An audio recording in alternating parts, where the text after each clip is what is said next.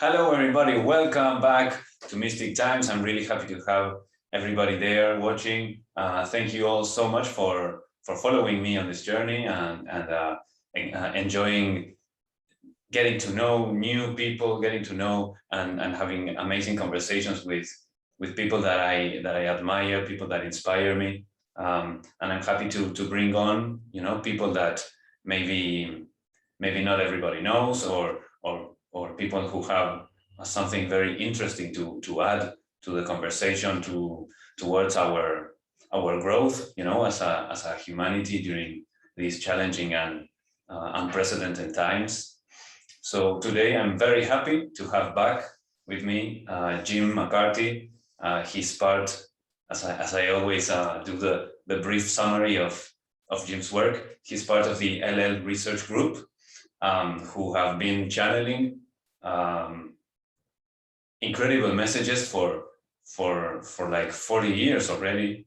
And well, each time we get together, we have amazing conversations because there's so much to talk about, so much stuff that you guys have brought forth, and really I'm amazed at how much I've grown personally from what I've learned from the channelings. Like it's been really important in my process, because I had my spiritual journey started basically because I got in contact through, thanks to my good karma from other lives or something. I was able to travel and live for some time with a Taoist master, and learn so much from him. But I call that my spiritual, more like formal spiritual training, or ancestral kind of spiritual training. But you guys bring something that has come more like a sci-fi spin to it, but at the same time it melds perfectly with these kinds of ancestral traditions. So with that short intro and rant, I want to say hello to Jim McCarty. How are you, my friend?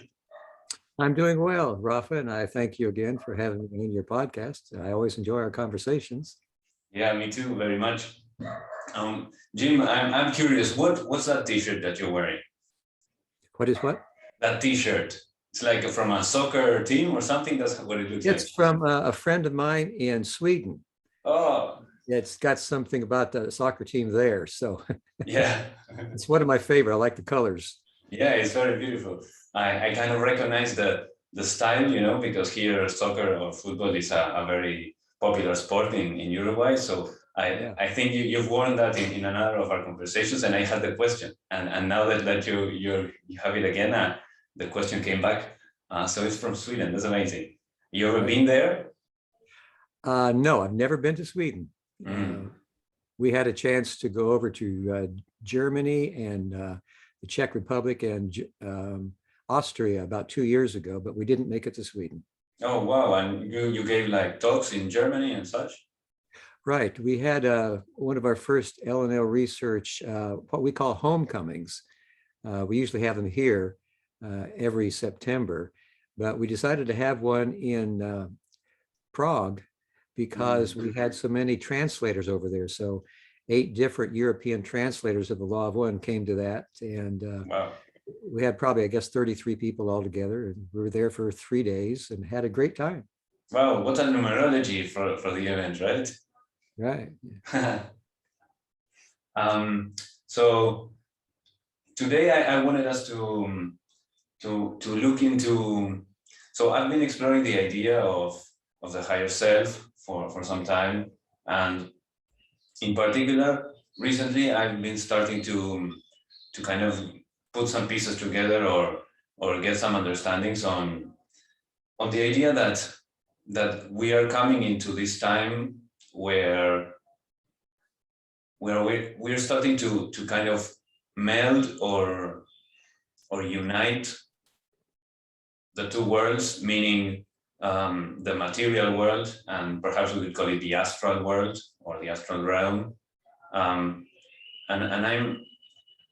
I'm trying to get a better sense of what that means in one sense practically, you know, like what it might look like, and even perhaps which ways we can help accelerate or move that process forward. But first of all, I would like to know if you've had some information come through on this, or perhaps even what your own views are on this idea. Of how we're moving into the fourth density? Well, yeah. So maybe that's the way that it was explained by Ra and the bunch. Like the way I'm putting it in my words is that it's kind of like we are on starting to on our walk or on our process towards fourth density. It feels like we are beginning to meld our let's say our character in the game and the player outside of quote unquote outside of the game. So like the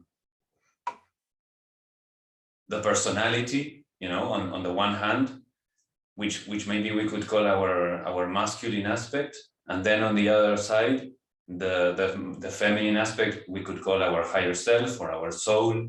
And I'm seeing that there is more of a blending together of those two things. We've been very separated because perhaps of the veil of forgetting that we've talked about before. And I'm seeing kind of a uniting of the two things. Well, I think that there is a lot of that going on for people, especially if you're a conscious seeker of truth and you're aware that that's why we're here. So many people are not aware that there is such a spiritual journey available. And I think that more and more people are starting to see that and to feel that in their life pattern. I think each of us has a higher self that you mentioned, that you could see it as female or male. I don't know if it really matters too much. I think that in general, if you look at your unconscious mind, that is what many people do see as being a feminine nature, and your conscious mind being of a male nature, so that whether it is your unconscious mind or your higher self that gives you some leading or guidance, there is that available to us now in a way probably that has never been this obvious or helpful before, because the time is very short that we have left in this third density before the graduation is complete.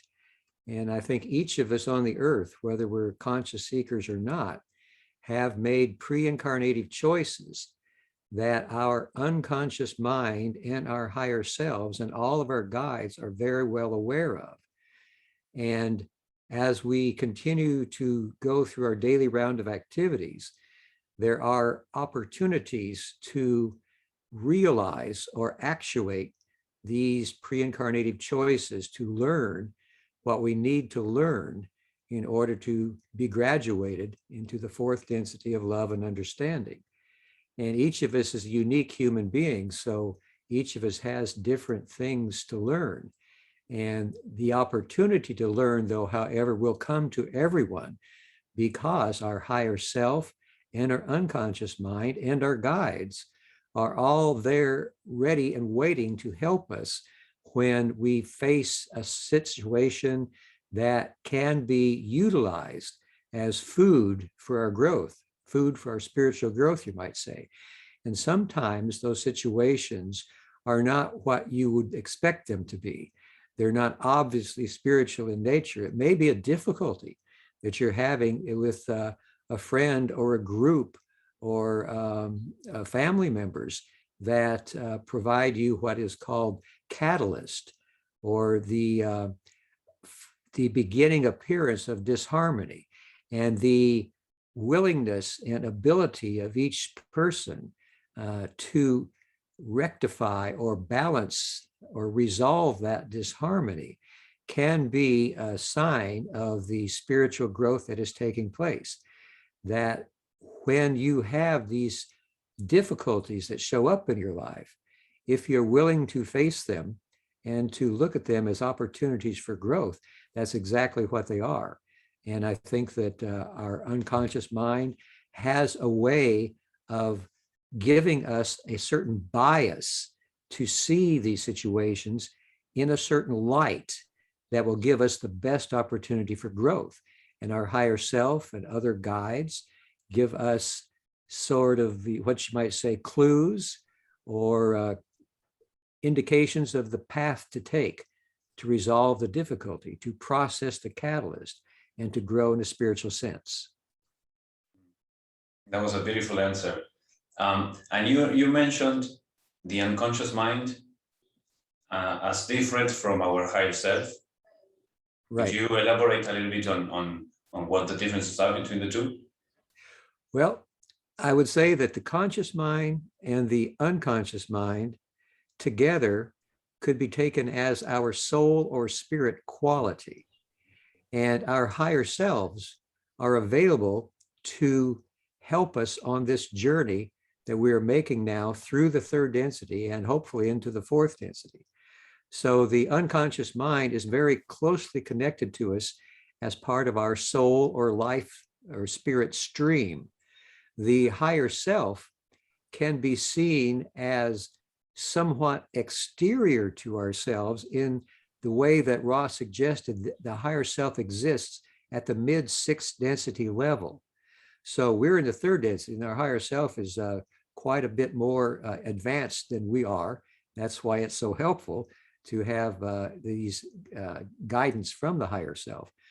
There is no true separation in any part of the creation. So I would not say the higher self is not separated from us, but it's not quite as closely activated and not as utilized as much as is our unconscious or our subconscious. That's the same thing, those two terms, in our daily round of activities and in planning our life patterns. Although the higher self does help our unconscious mind, help us before we enter incarnation to make plans, to make pre-incarnative choices in the areas that we need to improve, you might say, in our energy centers. Each energy center has a certain way of expressing the energy. As you move up the energy centers, it widens and it gets larger, so that the first one, the red ray, deals with your survival and sexual reproduction,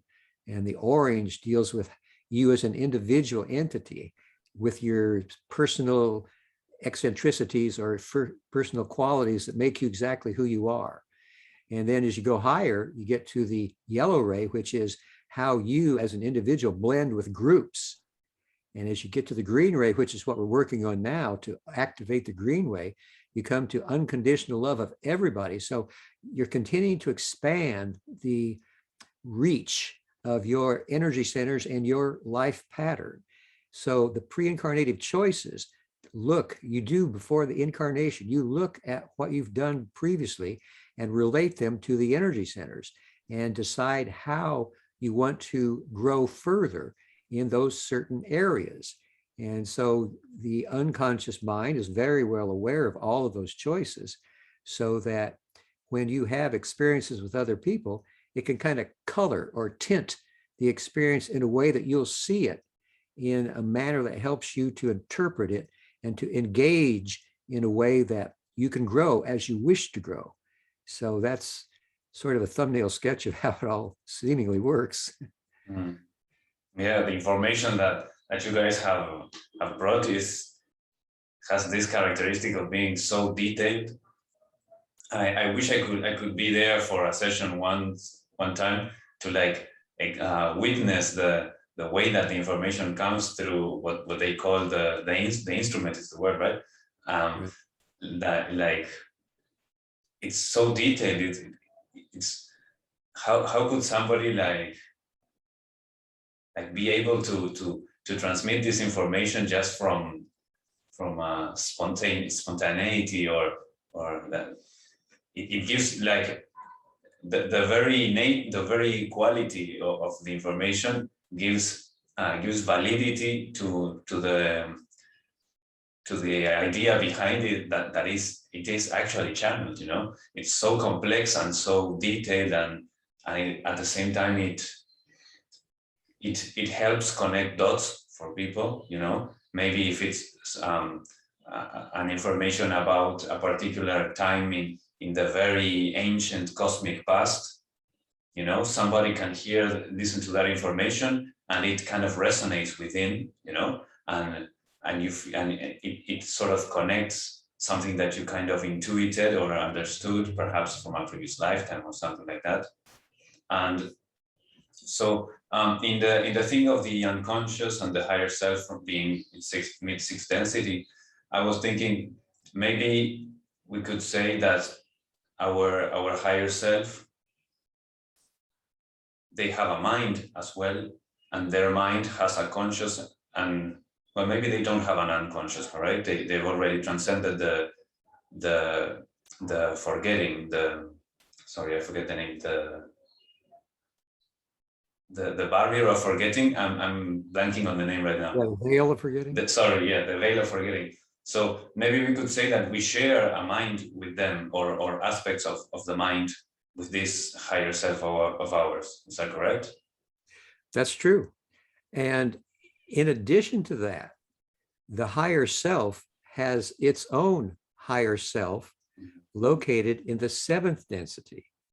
It is called the mind, body, spirit complex totality. And it gives information to the higher self to aid it in its growth the same way our higher self gives us information to aid our growth. And Ross suggested that we can also contact not only our higher self, but our mind, body, spirit complex totality, so that there is a great reservoir of information and inspiration available to us from both of these sources.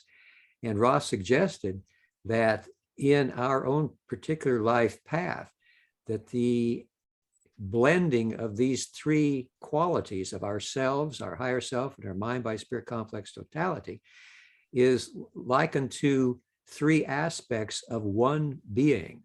So we are one with both of those types of entities, and each of them can give us clues and inspiration, information along the way to help guide us in the way that we pre-incarnatively planned to grow.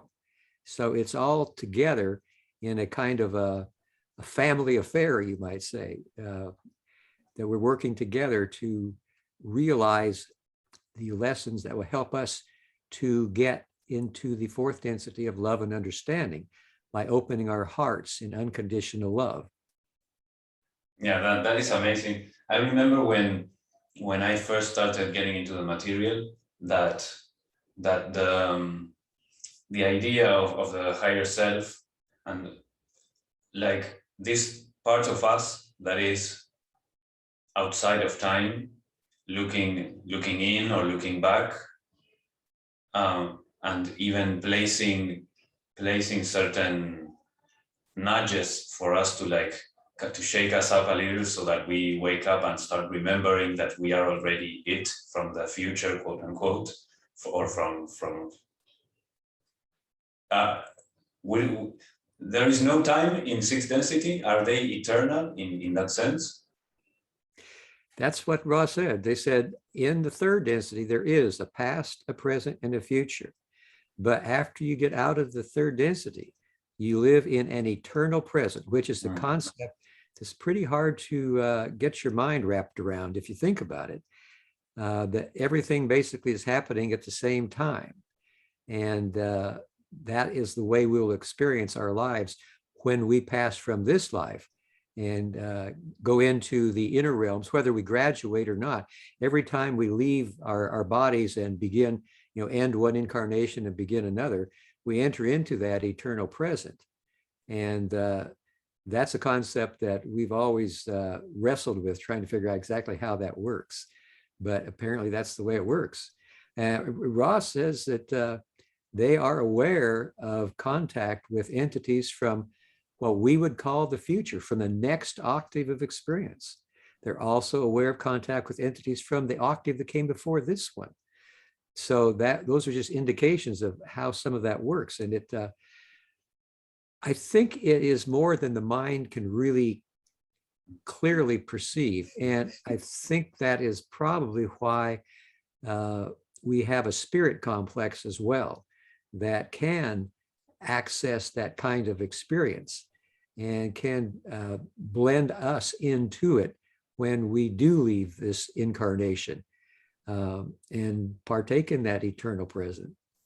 So we couldn't say that they are, that our higher self are precisely living on a planet or on a physical form. They are maybe more kind of a thought form, or perhaps their mind has had some kind of upgrade or expansion into areas that we can't even imagine today, maybe. Well, I would say there's a good chance that you're correct in that assumption. I can't say that I have any other thoughts that would go in another direction. You know, I think those are some areas that we just never have gotten into in our channeling, and would be good questions, I guess. Because I tend to think like this graduation into fourth density and then fifth, sixth, etc., until we reach our a more an awareness of an awareness that we already are our higher self and our mind, body, spirit totality. In this process, I tend to nowadays try to put it in a way that I can grapple with it in my mind and explore the ideas. I tend to think that it's going to be, or to look like, a kind of process where it's still going to be here and now. How to put it? But it's gonna be different. So what I mean is, I usually, before, I would think that, or even in this whole New Age movement, you know, there's been this time where the Ascension and those kind of things were thought to be like, also there's going to be a split, and part of the population is going to be like kind of transported somewhere else. And nowadays I tend to look at those ideas, and I'm thinking more that it's going to be right here, but here is going to be transformed in a way, or our perception will be expanded or transformed. And that those people that perhaps wouldn't make the jump at the same time, or the graduation at the same time, that we would simply just not cross paths, you know, in our lives. They would still be here on Earth, we would still be here on Earth, but for whatever reason, the 24 hours in a day, we wouldn't be able to just cross paths with them, because they would be so focused on something else and we on something else. And I'm thinking that maybe going to fifth, going to sixth could be something similar to that, and more expanded each time. I don't know, what do you think about that? Well, along that line, Ross suggested that when the graduation is complete here on Earth, that for a while, our third density here, which is the yellow ray, will be inactivated, that there won't be any third density entities here. There will be fourth density that will be new to the fourth density, and it will take them some time, what we call time, to learn how to shield themselves and become invisible to third density entities. Because if third density entities were here then and could see that the higher densities existed, that would be an infringement on their free will that would tell them that there is life beyond this, there are higher densities, whereas they need to be able to make that choice and to follow that path for themselves in order to really live out the incarnation the way that they hope to. So for a certain period of time, there won't be any third density entities, but after a while, there would be another group of third density entities able to live on planet Earth. However, they would not be aware or able to see that there are other fourth density, fifth, and sixth density also that would be here from time to time. So the higher densities play a role in our evolution that is what you would call invisible to the third density, although they are around us and with us and can help to lead us from that position, you might say. But we can't see them because that would tell us for sure that, oh, there is a spiritual path, and maybe I need to get busy to try, entering that path and traveling that path, because you need to be able to make that choice without knowing for sure it exists. You have to have that feeling inside. So that exercises your will and your faith to travel that path. You probably remember Ra talked about before the time of the veil of forgetting, the third density entities did not have a veil. And they saw that they were the creator, that everybody was the creator. There was nothing but the creator everywhere. They saw reality the way it was.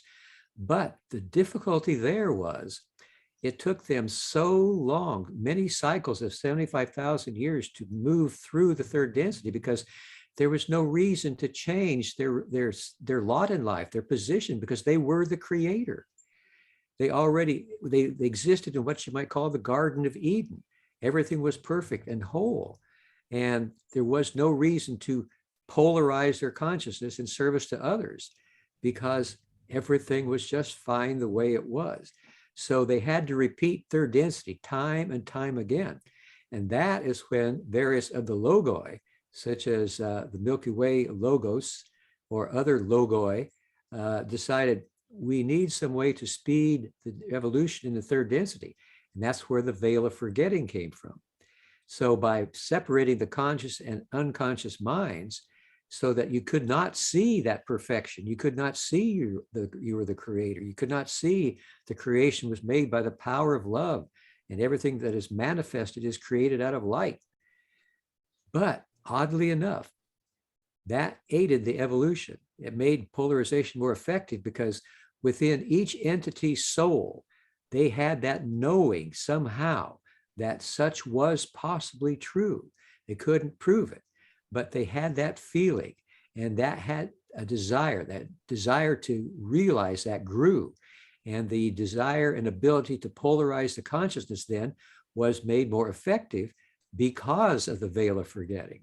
So it's a paradox. If you hid the truth of the reality as being one of unity, that it was more likely that you could polarize your consciousness in service to others and make that graduation somewhere within the 75,000 year cycle. It doesn't always happen that way for people, but it's much more likely now. And that's the reason for the veil of forgetting, to help us to polarize our consciousness and to grow more rapidly.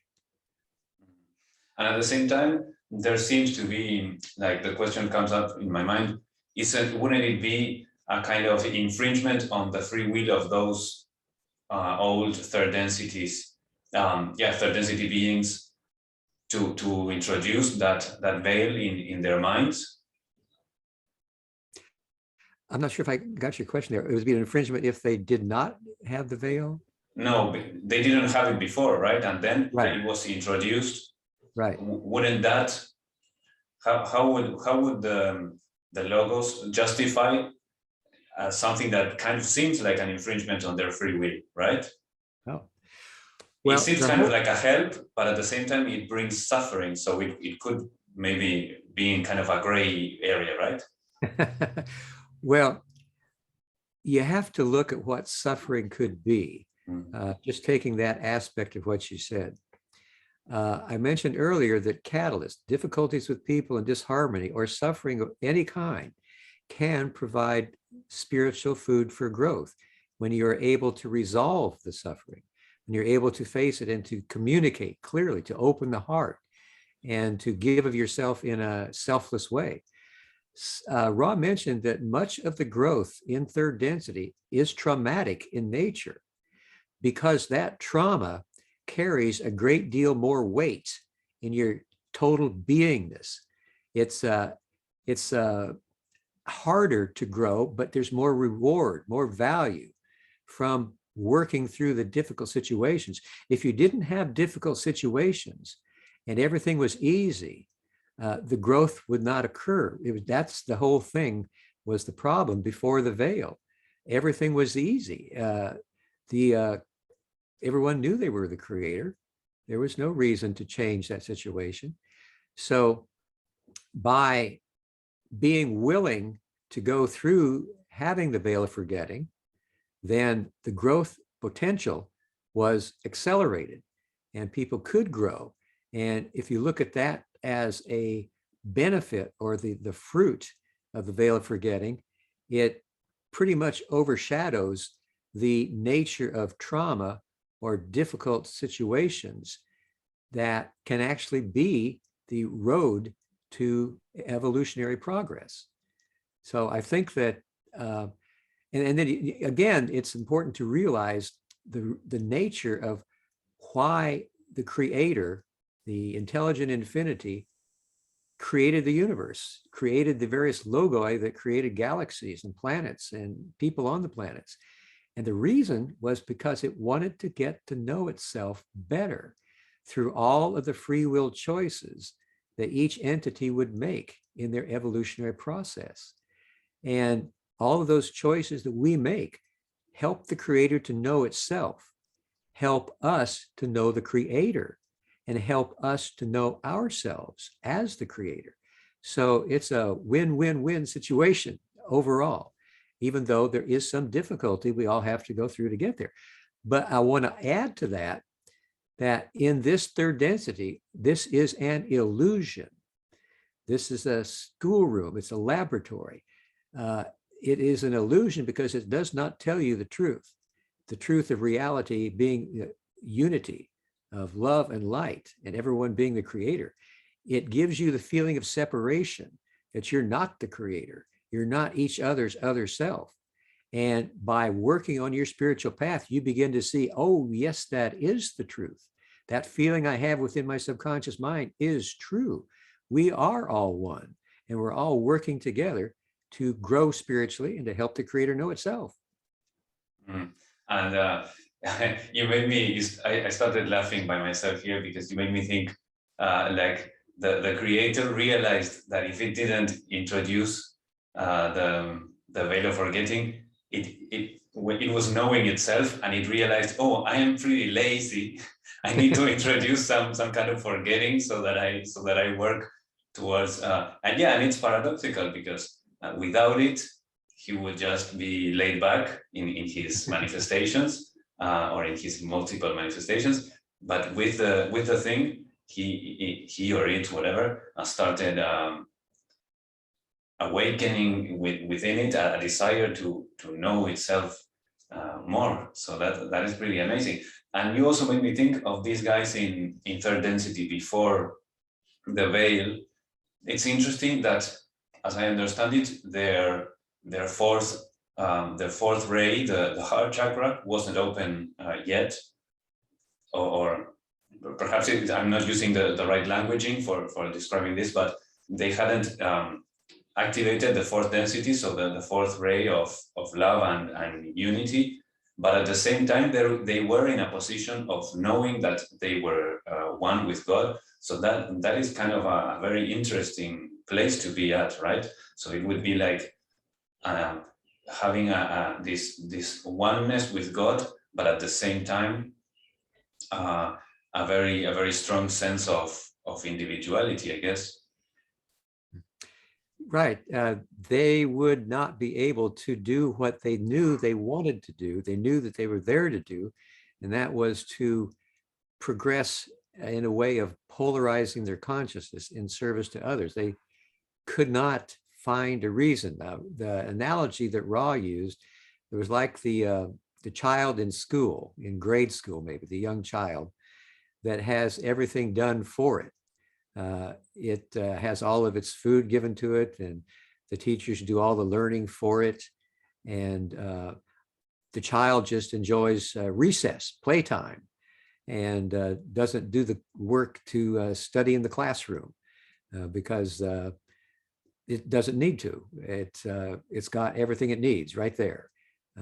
So what the veil of forgetting did was to erase that knowledge so that that progress of polarizing the consciousness could be undertaken, and the graduation could happen because of the polarization of consciousness, the being of service to others to the extent that the heart was open in unconditional love.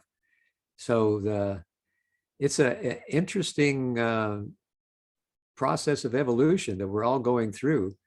And it's something that apparently in one form or another, as the creator, we've been through it a number of times. And we'll probably, as the creator, continue to go through it infinitely as we become one with the creator in totality by the end of the seventh density and start again with the first density to the next octave. It's something that's been going on forever and probably will continue going on forever. The creator knowing itself through entities such as are we.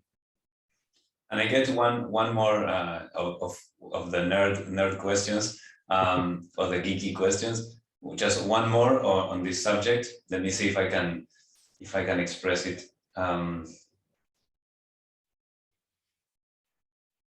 Like, do you think, or do you know if the veil of forgetting, because the way that you're explaining it, it looks like this perhaps was the first time that it got the idea of introducing it, or is it something that it regularly happens during the course of third density? At some point, this veil is introduced in the different octaves, I think.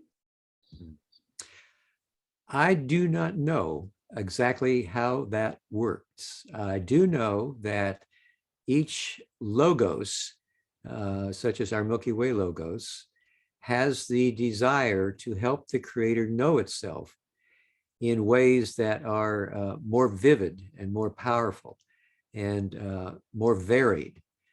And that the veil of forgetting seems to have been a potential tool, you might say, that various logoi at the beginning of creation had access to, that could be utilized if needed. So it seems like that there was some pre-knowledge of the veil's potential use, and it was then called upon when it was obvious that it was needed. Now, that's the best I can do to answer your question on that one. Okay, very good. No, I was very curious, just as an aside, you know. So we are talking about. I would like to connect these guys in third density.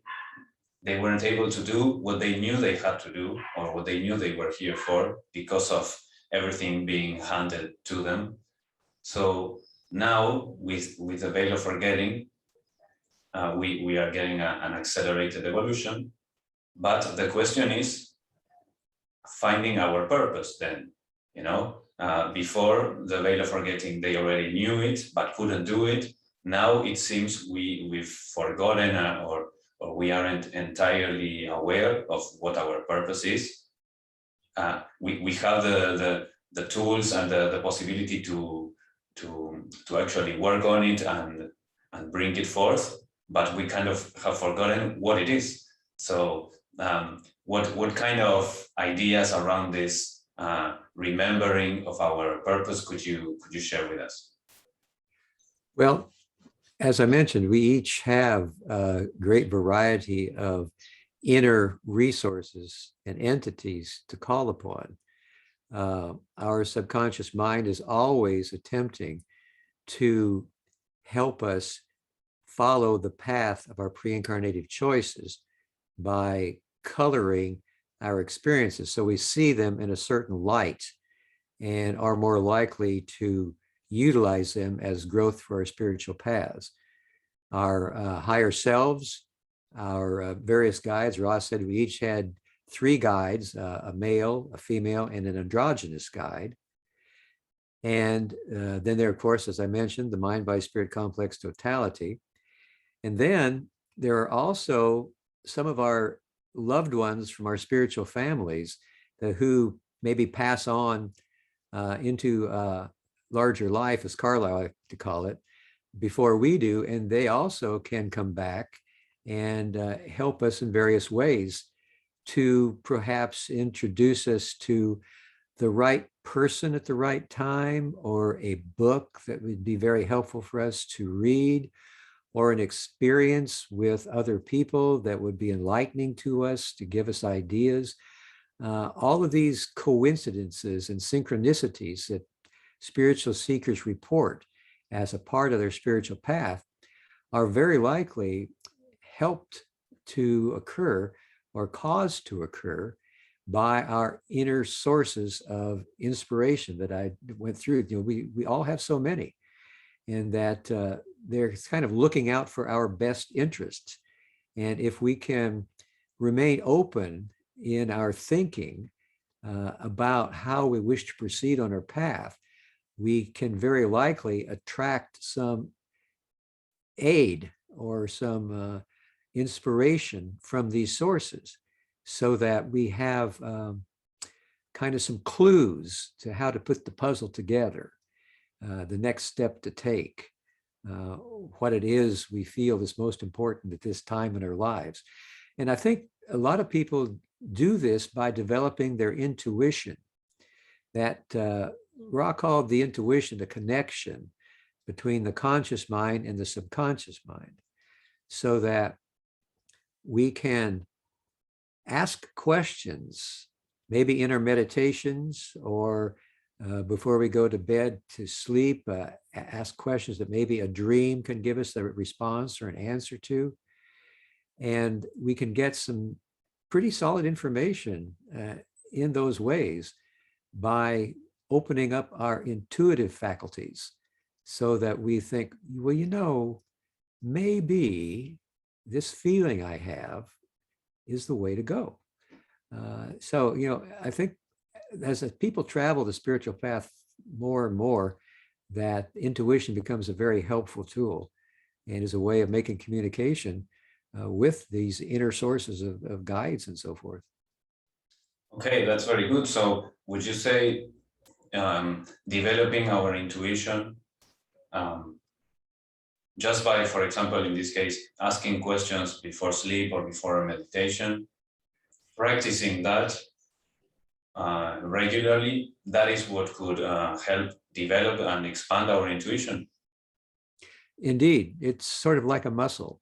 The more you exercise it, the better you get at using it. And it does take faith, though, that such a thing is possible. And again, the two qualities of faith and will that Ross spoke of are very important in developing any quality, whether it's intuition or whatever path you want to take. The faith that that path or choice is right for you, and then the will, the desire to exercise your efforts, your energy, to expend your energy in that direction. Those are the qualities that really help the spiritual seeker to progress on the path. And so the faith and the will and the intuition, I think they all go together in moving along the evolutionary journey into unity with the one creator. That's amazing. And the faith and the will, they resonate very much with this story we were speaking about before, the idea of before the veil of forgetting and after, before they had the faith, but maybe not the will. And now we have the will, and we are awakening the intuition through this faith and will. So getting us in a more balanced, full expression of our beings, that's going to help us, I guess, in this graduation towards our fourth density. So let me ask you, let me see, yeah.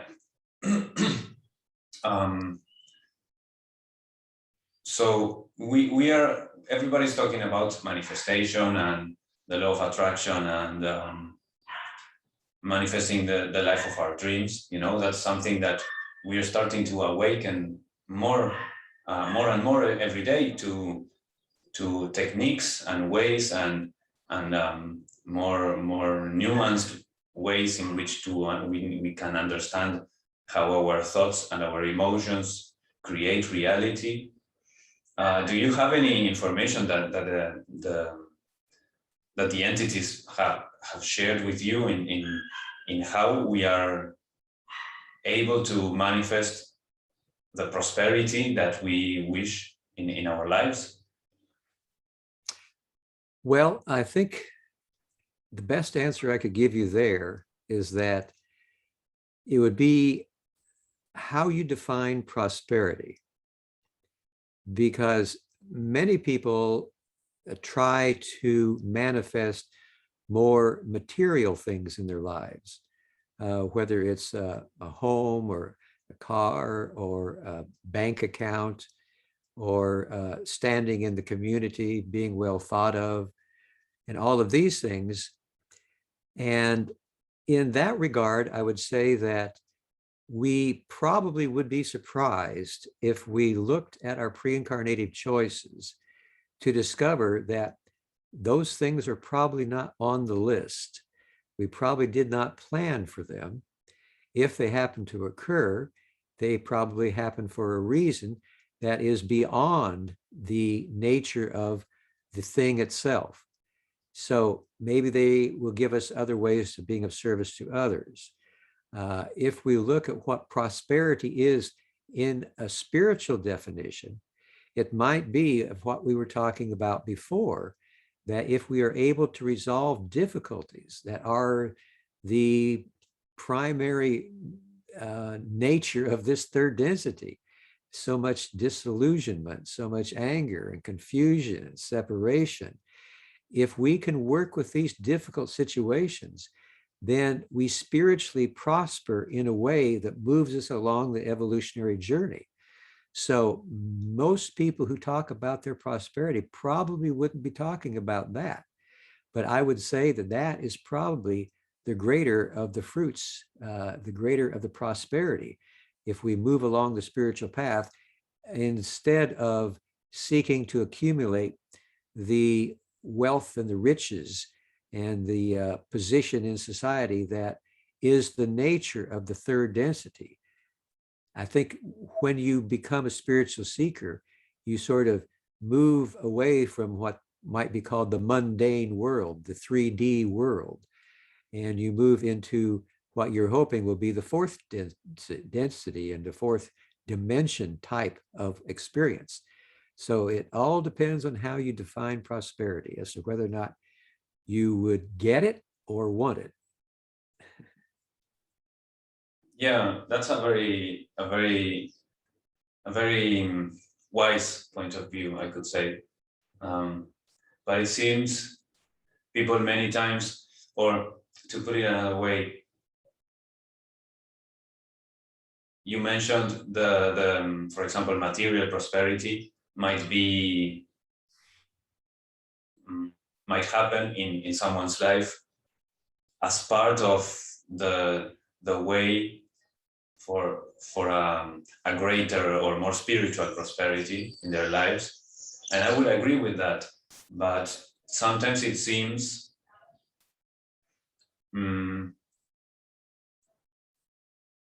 some of the lessons, you know, that we are learning in life, sometimes they look like the material aspect of life could get some boost, and maybe that boost could help. Well, I mean, I'm kind of saying the same thing, you know, like why would it not be always the case that we would get material prosperity in order to expand our spiritual growth? I mean, I guess we could misuse and get distracted, like our versions 1.0 of us in the third density before the veil. We would have everything laid out for us, so there would be less will to move forward. But I don't know, it sometimes feels like, yeah, I mean, this is just from my third density perspective of the suffering in the world. You know, how sometimes it feels like people could get, if people could get some material boost in their material prosperity, how much, yeah, but I mean, I want to remove people's suffering is I guess what I'm saying. You know, it feels so bad to know how much suffering there is in the world, and to think that maybe material prosperity could help in all cases, but maybe it wouldn't. Well, that's where the larger society of people who are aware of such suffering can partake in aiding the suffering in whatever way, whether it's medicine or food or housing or clothes or money. That's where we can help each other, and we can grow together that way if we look at where the suffering is occurring. And again, in that way, it provides those who have the material wealth a way of being of service and using it in a positive fashion. Right. And I think that is something that can really, as you mentioned at the beginning of the show, help us all come together in an effort to make the fourth density graduation. So I would agree totally in that regard. As for, you have a kitty cat. Yeah. And as for an individual seeking oh, a great kitty, it's so pretty. Yes. I have 5 of them myself. Wow. Sorry to she's distracting us. Yeah. So I would totally agree that we can all help each other in that regard. And I do believe that all of the dissension that is in the world, and the poverty and the oppression and all of that, gives everybody on the planet the chance to be of service to others and to share what they have of a material nature and of a spiritual nature, but especially the material, because that is where the suffering seems to be the most notable right now. And I would say that's exactly what we need to do. But on an individual level, just seeing what a positive person could do on the life path, spiritual journey, I would remind what Jesus, for Christians, Jesus mentioned, seek ye first the kingdom of heaven, and all else will be added unto you. And Ross said that for the positively oriented entity, things come through such an entity rather than to them. So I think the basic quality of both of those quotes is that if we really seek to be of service to others, to give of ourselves in whatever way is necessary to be of service, then we give whatever we have, material things or our energy, our effort, our time and attention. We give it freely and we give it away. We don't try to hold on to it so we have a big bank account or a really big, nice house. We give, we give because the thing that's really important to us is within ourselves. The creator exists within ourselves, and we're all trying to realize that. That's the kingdom of heaven. That's within us all. And as we serve each other, we serve that creator, and we become more and more what you would call enlightened or inspirited or positively polarized. That becomes the journey to wherever we see somebody in need, where there's a disharmony on the street or poverty, homelessness, we give whatever we can, time, attention, money, whatever. That was a very wise answer, a very beautiful answer as well.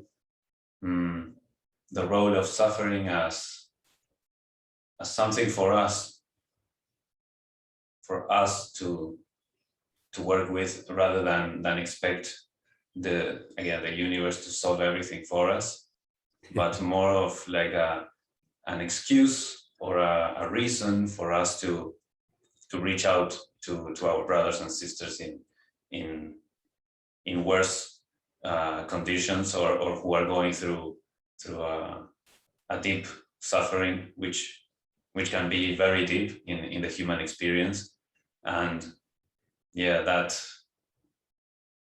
I guess what could be kind of unlucky that we're seeing right now in the world perhaps is there is some selfishness, perhaps is the word, that we're seeing in the inequality, right? That perhaps there's, well, you have the soccer t-shirt, right? So some soccer players or other sports players, they are earning amounts of money per year that is kind of ridiculous, right? And I'm not sure how much of that is ending up in a bank, and how much of it is actually going back and reaching people that are in need of the very basics of life, right? But I'm guessing as we continue awakening and we continue being of service to others, I'm guessing we will all start to find a way, the community of like-minded people, looking to alleviate suffering in the world. I guess we'll start finding ways in which we can reach everybody and start helping out and alleviating the very basic needs of people all over the world. And I'm pretty sure that's in our path.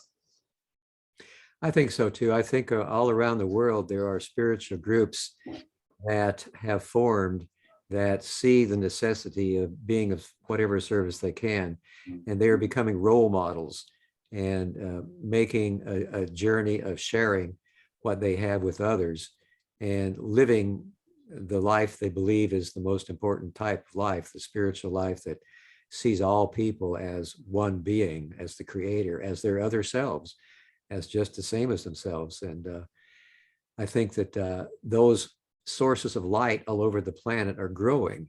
And I'm hopeful that as time goes on, that light will continue to spread and others will see the value of being of service however they can, to share their own wealth in whatever form that wealth comes, time, attention, money, or whatever.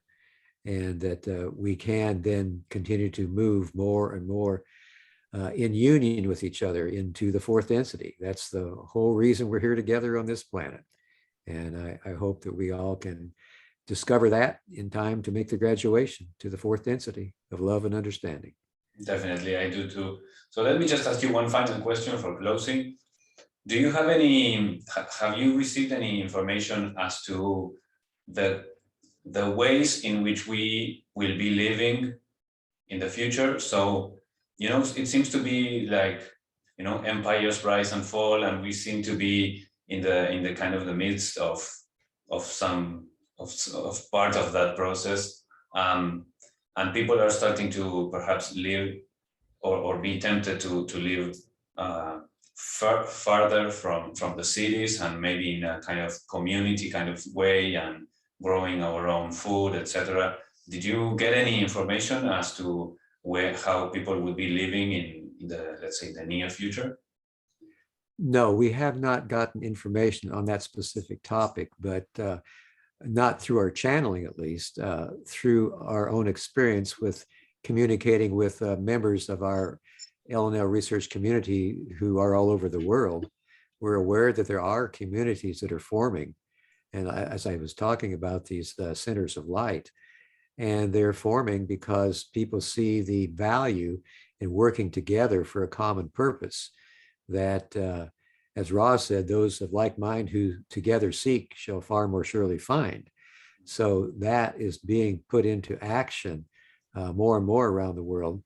And I do believe that that is probably what the future holds for us, because those communities can support not only the members in the community, but they can support the larger area or community around them by helping out however they can and become role models for others to do the same type of work. So I think it's a process of each of us teaching each other how to live our lives and to do it together, and to try to remove those boundaries that seem to be between people, that seem to be separating each other, to find the common ground that each of us can walk upon together as that path into the fourth density of love and understanding. Great. Jim, this has been another great conversation, very, very enlightening. Lots of, I'm very happy to have the opportunity to speak with you and with, I try to bring on people of different generations, to get different points of view, and you've had a very unique life and a very unique friendship with and connection with some otherworldly entities, and your vision and what you share is very, very valuable for all of us. So I'm very thankful to have this great opportunity.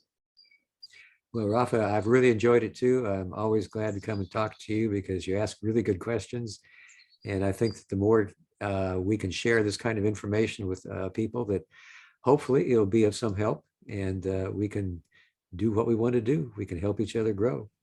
Yeah, I'm sure it's helping out. I mean, you guys have been on this for, like we were saying, for over 40 years or close to 40 years. And God knows the reach you guys have had in such a long time. I mean, I ended up finding the material in just a kind of slightly remote corner of the world or whatever. So who knows how many, that is amazing of the service to others, how you can help this. Maybe sometimes we think, oh, I want to reach 100,000 people or 1,000,000 people, but it's that one person that you reach, that makes a kind, and that then that other person perhaps is the one that makes the larger ripple, but reaching that one person and activating something within them and helping them through their suffering is what allows them then to help even more people. And so it's like we don't necessarily have to have this idea of always like the bigger the better, right?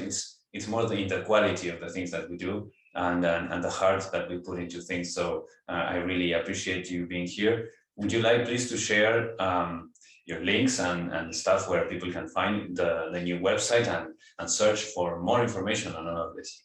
Oh, yes, please do. And I want to let people know that all of our information is available for free in the form of PDF downloads. So it's there for free. Yeah, and the website is? www.llresearch.org. It's our brand new website. It's got all our information on it. So come check it out and take a PDF home for free. Yeah, that's very good. That's amazing that you guys share all of this. And I actually think, maybe I'm confusing it with something else, but you guys have recordings of some of the raw material or of all of it? Is that right? We do have the recordings.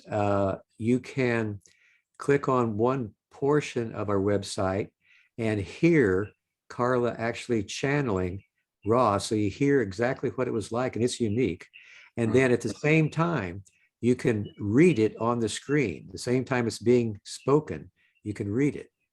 So that's very handy too. Yeah, that's very cool. All right, thank you so much. I also want to thank everybody out there for watching us. Want to share that I started a Patreon, and you're all very welcome and invited to join. We are sharing there different, well, I'm sharing on the one hand, like second hours of many of the episodes. So we have very interesting ones already up there. I'm also sharing some of the sound healing music that I make.